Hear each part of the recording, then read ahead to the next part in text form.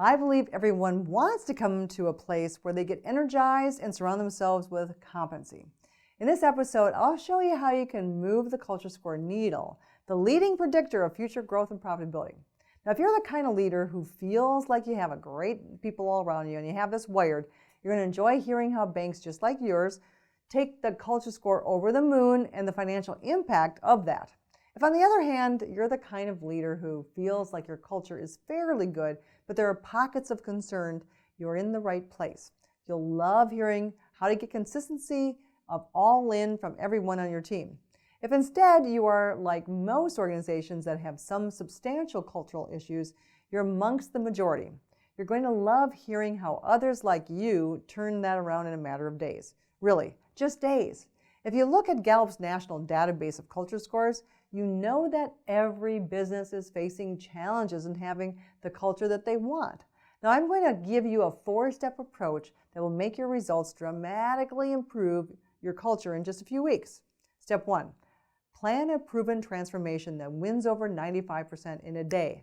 I know, you don't think it's possible, and you've heard that it takes 3 years to transform a culture at every bank conference that you've ever attended for decades.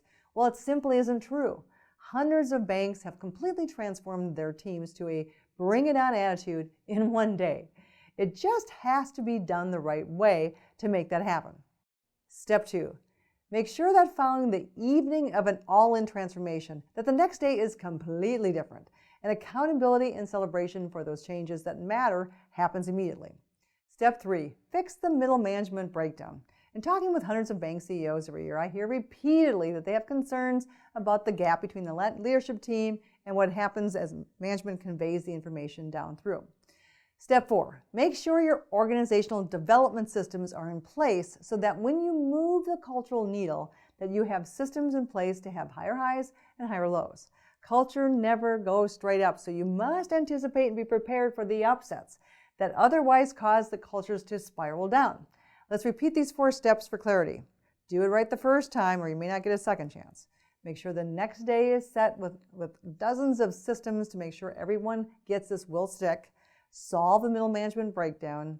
And lastly, make sure your organizational development systems are all in place so you don't have another failed experiment.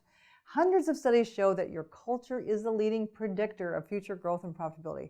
If you would like to do a culture survey designed just for community banks that goes along with an ironclad blueprint of performance culture transformation, register for our next event where I will show you the system that has helped hundreds of banks get to top 10% performance while also being voted best place to work.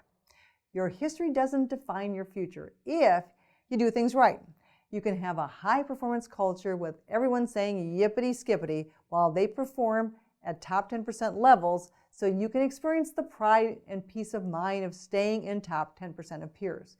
Make sure you tune in next time where I'll show you how to take your culture transformation and up your game to start your journey of a performance culture transformation.